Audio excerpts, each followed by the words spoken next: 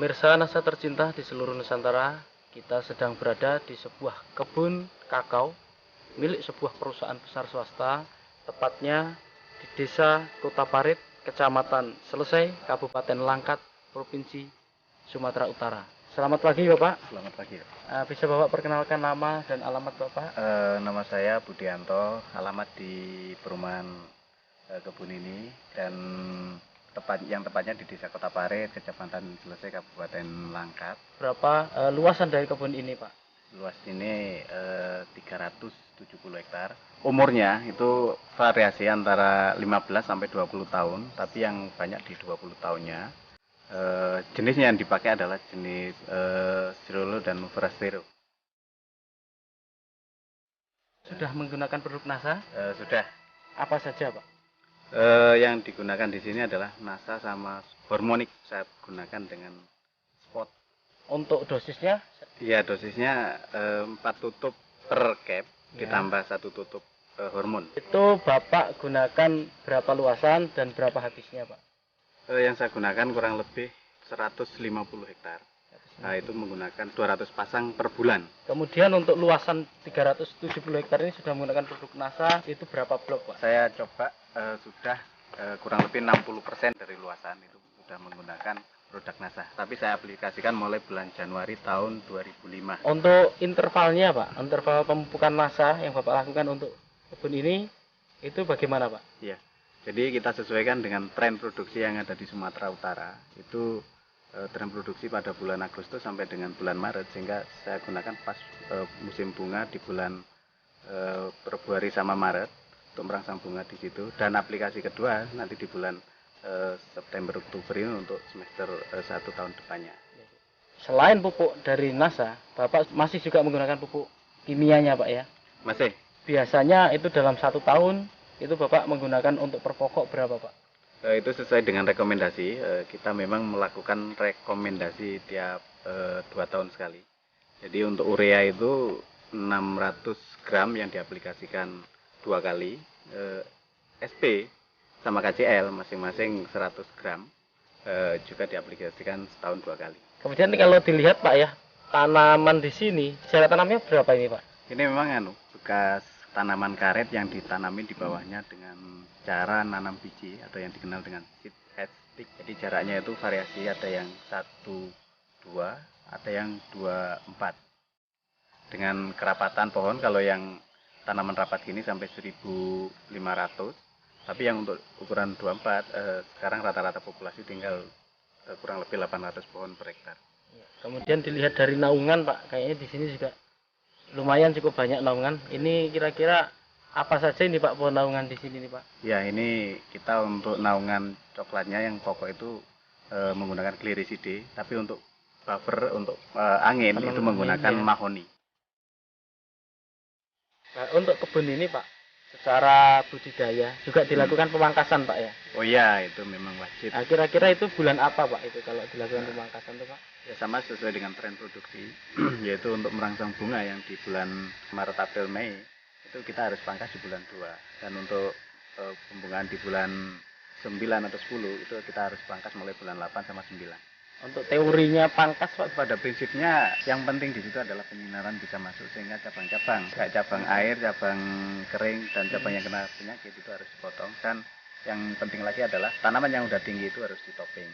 Setelah Bapak menggunakan produk dari NASA ini Pak, apa yang Bapak rasakan atau yang Bapak lihat perkembangan dari tanaman atau kebun coklat Bapak ini Pak? Dari segi pertumbuhan vegetatifnya dari daun memang ya cukup menggembirakan, yaitu cukup subur. Dan dari bunga-bunga yang mentil yang muncul, jadi itu juga kenaikan produksi dari tahun sebelumnya itu ada kenaikan kurang lebih 20%. 20% ya Pak kenaikannya ya, Iya. dari tahun lalu. Kemudian yang lain Pak, Bapak sudah menggunakan produk NASA dari pupuknya. Nah, kemudian untuk agensi hayatinya, Bapak sudah menggunakan belum Pak? Sudah kita coba beberapa blok untuk persiapan jangka panjang, tapi masih diamati untuk perkembangan tingkat serangan hama dan penyakit yang ada di sini. Jadi belum bisa Bapak sampaikan di sini ya? Belum. Ya. Pakai apa Pak ininya? Untuk perkembangan Phytophthora jamur itu menggunakan Glio. Dan untuk hama saya coba dengan menggunakan Pestona yang saya campur dengan Aero. Pada buahnya itu ada perubahan secara kualitas atau tidak, Pak?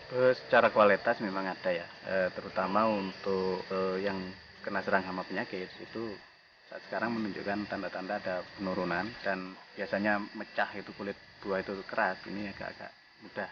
Dan yang menggembirakan lagi itu dari rendemen itu ada kenaikan, itu biasanya itu 33 sampai dengan 35, ini bisa ke 37-38%. Pemirsa Nasa, di sini Bapak Budianto selaku manajer di sebuah kebun kakao ini, beliau juga sebagai manajer di processing atau di pabrik dari pengolahan kakao. Bagaimana prosesnya kemudian sampai akhir termasuk dalam fermentasi dan rendemennya, Pak? Setelah buah dipanen dari lapangan, itu siang hari atau sore hari tergantung dari siapnya panen, itu diangkut ke pabrik. Nah, di sana buah kakao tadi langsung ditimbang berapa bobotnya dan langsung dimasukkan ke dalam kotak fermentasi. Di dalam kotak fermentasi kita fermentasi kurang lebih 4-5 hari dan dilakukan pembalikan sekali pada hari kedua, dan setelah itu dilakukan penyemuran dengan matahari itu kurang lebih 8-10 hari tergantung daripada cuaca. Dan setelah itu kalau biji udah kering dimasukkan ke dalam gudang dan disortasi, yaitu untuk menentukan kualitas biji, untuk menentukan grade A atau B dan sebagainya, baru dilakukan pemakingan. Dari pemakingan itu sudah ada yang menerima, Pak ya, ataupun ini sudah terikat kontrak atau demikian, Pak ya? Iya betul, jadi ini udah kontrak, tinggal menentukan jadwal kapan waktu pengirimannya. Ya, dalam sortasi, Pak ya, kualitas dari biji kakao ini, Bapak bisa jelaskan kualitas A, B, C-nya? Jadi untuk grade A itu yaitu di bawah 100 biji per 100 gram, 100 sampai dengan 110 itu masuk grade B, dan di atas 110 sampai ke atas itu masuk grade C, dan di atas 120 itu masuk GC.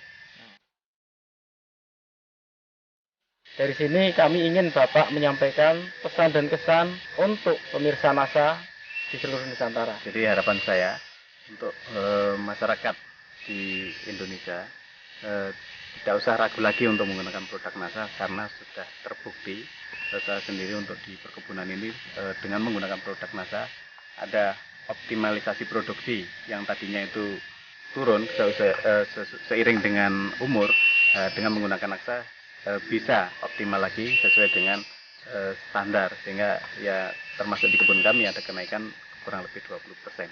Demikianlah pemirsa Nasa tercinta di seluruh Nusantara, dengan penggunaan produk Nasa ternyata hasil dari kebun kakao milik perusahaan swasta ini berhasil meningkat dengan cukup luar biasa, yaitu peningkatan 20% dibandingkan sebelum menggunakan produk Nasa, dan secara kualitas baik itu rendemen maupun grade-nya pun dapat ditingkatkan, sehingga penggunaan produk Nasa ini mampu meningkatkan harga jual dari kakao. Demikian tim liputan Nasa dari Sumatera Utara, reporter Syahria Reza dan kameramen Adi Nugroho melaporkan. Salam Nasa.